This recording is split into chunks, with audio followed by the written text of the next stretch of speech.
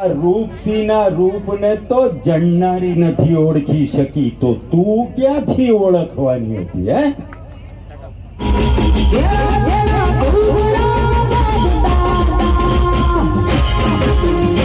કીધું છે ને કે પુરુષને કોઈ દિવસ પગાર ના પૂછાય ને સ્ત્રીને કોઈ દિવસ ઉંમર ના પૂછાય.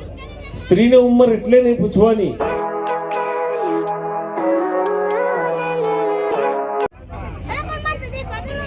ભાભી, આ ઝાપાનો દરવાજો ખુલ્લો રાખીએ ને તો હરા ઢોર પેસી જાય. હા, આ તમારા ઘરમાં ઊંધી ગંગા કેમ વહે છે? આ સાવકો દીકરો, એના હાથમાં તિજોરીની ચાવી, અને આ સગો દીકરો બિચારો પૈસા માટે ફાંફા મારે. ના ના ના ભાભી, આ તો બધું ઊંધી ગંગા વહી રહી છે. બાકી તમારે માનવું હોય તો માનો, આ તો કેતા કહેવાય ગયું. એ પછી કેતા નહીં કે મેં કીધું નહોતું. હા, પછી હતું કે વિક્રમની સાથે બી તમે મારી ઘણી ફિલ્મો જોઈ હશે. એમાં બી હતું એક જગ્યાએ ઠોકી મારી ઠૂસ કે હવા નીકળી જાય ઠૂસ. પછી એક વાર એવું થયું કે હું મુંબઈથી સુરત જઈ રહ્યો હતો ને રસ્તામાં ગાડી પંચર થઈ એટલે પેલો ટાયર બનાવવા વાળો એક મદ્રાસી હતો. હા, તો એ મદ્રાસી ટાયર બનાવતા ફોન પર વાત કરતો હતો કે નહીં સાહેબ, અમે તમને કીધા ને તમે આટલા વાગે આવવાના અને આટલા વાગે તમારા ટાયર લઈને જવાના, બસ વધારે વાત નહીં કરવાના. એટલે મને એમ થયું કે આ મદ્રાસી ગુજરાતી બોલે છે, આ કોઈ ફિલ્મમાં નથી આવ્યું. એટલે વિક્રમ સાથેની ફિલ્મ હતી કોણ હલાવે લીમડી. અને કોણ, તો એ ફિલ્મનો એ ડાયલોગ તમને મલબારીનો સંભળાવ. મદ્રાસી અન્નાનો રોલ કર્યો હતો. હેલો, તમે સાંભળ્યો ને? હે, જો અમે તમારા જેવા નહીં જી, અમે તમારા બે બહેનોને ઉપાડીને લઈ આવ્યા અને હવે મારા ભત્રીજાની સાથે એના લગ્ન કરાવવાના. એ તમને વેવાઈ બનાવવાના, ગલે લગાડવાને પછી ગોળીએ દેવાના. જી ઠુમ, આ મલબારીનો રોલ કર્યો. પછી મિત્રો,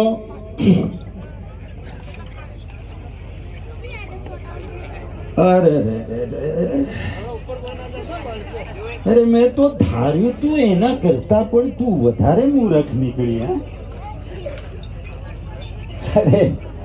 અરે મૂર્ખ, આ રૂપસીના રૂપને તો જણનારી નથી ઓળખી શકી, તો તું ક્યાંથી ઓળખવાની હતી? હે, એ રૂપસીનો રોલ બી તમે જોયો હશે. આ બધી ફિલ્મોમાં જીતુ એ મારી સાથે ઘણી ફિલ્મોમાં હતો ને બહુ મજા આવતી અમને. અરે હાવજ બગડે તો જંગલ થથરે, પણ આ જો બાપુ બગડે ને તો 52 ગામ ફફડે.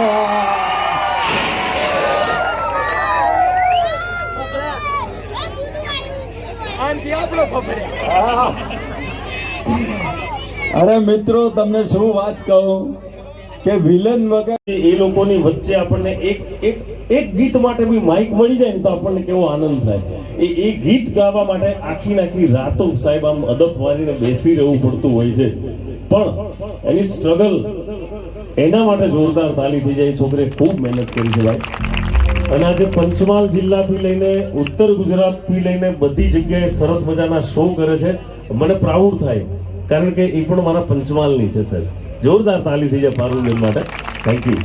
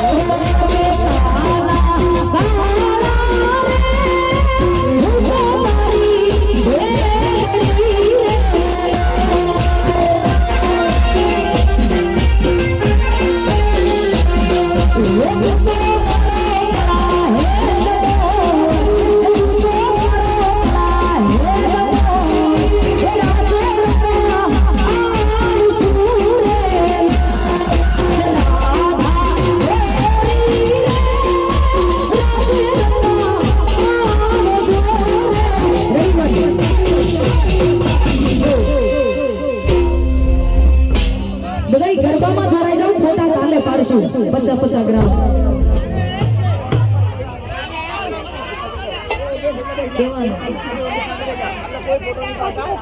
બધાય તમે ફોટા પડાવવા આવો છો, નીચે રમવા વાળાનો માહોલ તૂટી જાય છે એટલે મજા નથી આવતી. ના રમવું હોય બધાય ચિલ્લર પાર્ટી આ બાજુ આવી જાઓ, આ બાજુ આવતા રહો. નાચવું ના હોય તો ગરબા રમ. કે સંસાર સાગરે મારો પ્રવાહ લગાતાર ચાલે છે, કે સંસાર સાગરે મારો પ્રવાહ લગાતાર ચાલે છે, કે હે ભગવાન તારો સાથ મળે છે ને અમારા બધાનો શ્વાસ ચાલે છે. અમો ઓછી મજા આવે કારણ કે આ બધા જાનુડી વાળા ને બધા હોય ને. ભગવાનમાં એટલું શું ખબર પણ જાનુડી વાળાનો સ્ટોક છે આપણી પાસે. આ જાનુડી માટે છે. कुछ तो था उसके होठों पे, આ જોયું ને એમ, कुछ तो था उसके होठों पे जो मुझे देख के शर्माती थी, कुछ तो था उसके होठों पे जो मुझे देख के शर्माती थी. एक दिन पगली हंस पड़ी, एक दिन पगली हंस पड़ी, तब पता चला साली विमल खा रही थी.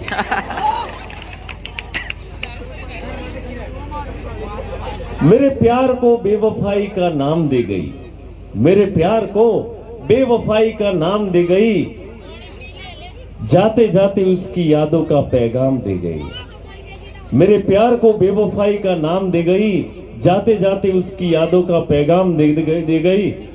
मैंने कहा तेरे बिना दर्द है दिल में, मैंने कहा तेरे बिना दर्द है दिल में, जाते जाते झंडोबाम दे गई. હંમેશા કોઈ પણ કાર્યક્રમ અથવા તો કોઈ પણ શુભ કાર્યની શરૂઆત આપણે પ્રભુ સ્મરણથી કરતા હોઈએ છીએ. દિવસની શરૂઆત સવારથી થતી હોય છે અને સવારની શરૂઆત પત્નીથી થતી હોય છે અને પત્નીની શરૂઆત બે સવાલથી થાય, ક્યાં જાવ છો ને ક્યારે પાછા આવશો. અને આ સવાલ ત્યાં સુધી ઉઠે જ્યાં સુધી આપણું ઉઠમણું ના થઈ જાય. પણ લગ્ન જીવનની મજા અલગ છે. એમાંય પુરુષોની બિચારાઓની બહુ કઠિનતા એવી હોય કે પત્નીનો બર્થડે હોય, મેરેજ એનિવર્સરી હોય અને આપણે ભૂલી ગયા એટલે સમજી લો તમને કાળા પાણીની સજા થાય. હા, તમને પાડોશીનો બર્થડે યાદ રહે, મારો ના રહ્યો. અને છેક રાત્રે કે બૈરું હો આજે શું છે, આપણે કે આજ તો રવિવાર છે, ના બીજું કંઈક છે, પણ કે ને ભાઈ શું છે, ના ના તમને તો અમારી વાત જ યાદ ના રહે, આજે મારો બર્થડે છે બોલો યાદ રાખ્યો. અને કકરાટ ચાલે 4 દાડા સુધી, 4 દાડા સુધી કકરાટ ચાલે. મારે એવું થયું, હમણાં મેરેજ એનિવર્સરી હતી, મને તો યાદ હતી કારણ કે 2 વખત બૈડા ફાટી ગયા હતા. એટલે પછી નક્કી કર્યું કે આપણે ભાઈ યાદ રાખવું, એટલે મોબાઈલમાં એલાર્મ મૂકી દીધું કે આ તારીખ આવો ને એટલે અંદર કંઈક અલગ પ્રકારની ઘંટડી વાગે. મને યાદ આવ્યું કે ભાઈ આ તો એની આજે હેપી મેરેજ એનિવર્સરી છે અમારી. મેં કીધું એના માટે કંઈક ગિફ્ટ લઈ જાઉં. તો મેં હતી સરસ મજાની એક સાડી પસંદ કરી 1000 રૂપિયા વાળી. પછી મને થયું કે જો એને કહીશ કે 1000 રૂપિયાની સાડી લાવ્યો તો ઘરે કકરાટ કરશે. એટલે કંજૂસ નથી પણ કરકસર વાળી છે પત્ની. કંજૂસ ના કહી શકાય, કરકસર વાળી. પેલું કહેવતમાં કીધું છે ને કે પુરુષને કોઈ દિવસ પગાર ના પૂછાય ને સ્ત્રીને કોઈ દિવસ ઉંમર ના પૂછાય. સ્ત્રીને ઉંમર એટલે નહીં પૂછવાની કારણ કે ક્યારેય ઘયડી નથી થતી અને જીવે છે કોના માટે, એના પરિવાર માટે જીવતી હોય છે. અને પુરુષને પગાર એટલે ના પૂછાય કારણ કે પુરુષ ક્યારે પોતાના માટે નથી કમાતો, એના પરિવાર માટે કમાય છે. એટલે એવી બહેનો ને એવા ભાઈઓ માટે જોરદાર તાલી થઈ જાય. નગીનભાઈ આ જબરું લાયા તમે હો. મને એમ હતી કે અહીંથી 500 નોટો છે તો એ વેણી લે હું કાગર એવું ઉડાડ્યો 500 રૂપિયાનો. તો મેં હતી 1000 રૂપિયા વાળી સાડી લીધી પછી ઘરે ગયો. મેં કીધું હેપી મેરેજ એનિવર્સરી. એને સાડી લઈ લીધી અને પછી મને કે વાહ ભાઈ તમે તો જોરદાર સાડી લાયા, કેટલામાં લાયા? મેં કીધું વડી એમાં પૂછવાનું ના હોય, આ તો પ્રેમ છે, એમાં પૂછવાનું હોય કેટલાની સાડી છે, એમ લઈ જ લેવાની પ્રેમથી. ના ના આ તો જોણવું પડે, તમે વધારે આલીને તો નથી આવ્યા ને. એટલે મેં પેલું કીધું કે હાડું જો 1000 રૂપિયા કે તો આ મને લડશે. એટલે મેં એને એમ કીધું કે હું 500 રૂપિયામાં લાવ્યો. મને કે વાહ, તમારી પસંદગી તો જોરદાર છે, તમને તો ભાવતાલ કરતા બહુ સારું આવડે. મેં કહ્યું ગોડી તને એમને 10 વર્ષ પહેલો પસંદ કરીને લાવ્યો છે એમ? હા હા હા, મને તો આ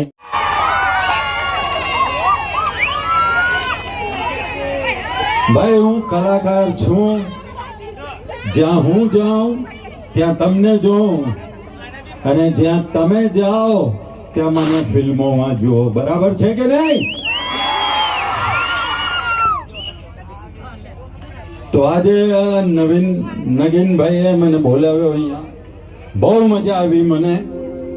અમારે શૂટિંગ ચાલુ હતું ત્યાંથી અહીંયા આવવું પડ્યું, કારણ કે પ્રોમિસ આપ્યું. અને મને ગુજરાતની જનતાએ બહુ પ્રેમ આપ્યો છે. તમારા બધાના પ્રેમને કારણે આ ગુજરાતી ફિલ્મ ઇન્ડસ્ટ્રીમાં મારા 54 વર્ષ પૂરા થયા. અને એ તો તમે લોકો છો તો અમે છીએ, નહીં તો અમને કોણ પૂછે? મિત્રો, આ તો કહેતા કહેવાય ગયું, પછી કહેતા નહીં કે કીધું નહોતું. મને ખબર છે તમારે શું સાંભળવું છે, તો શરૂઆત કરું. જે અત્યારે થોડા વખત પહેલા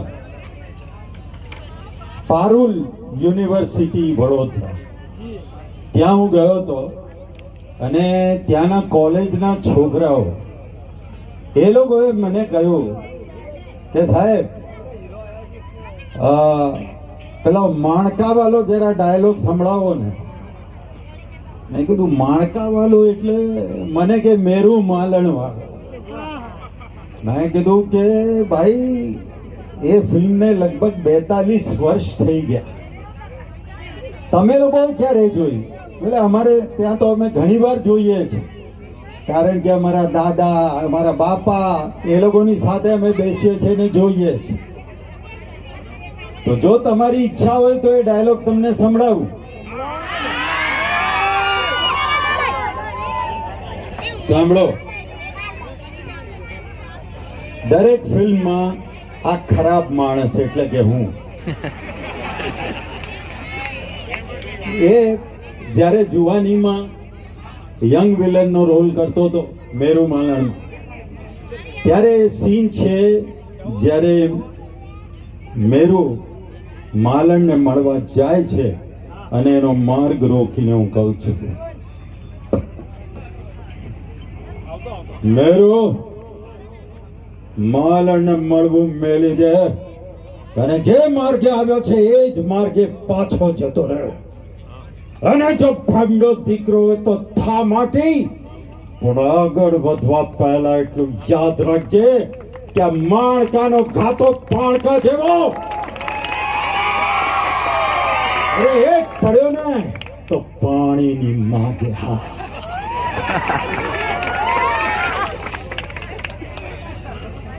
42 વર્ષ પહેલાની એ ફિલ્મ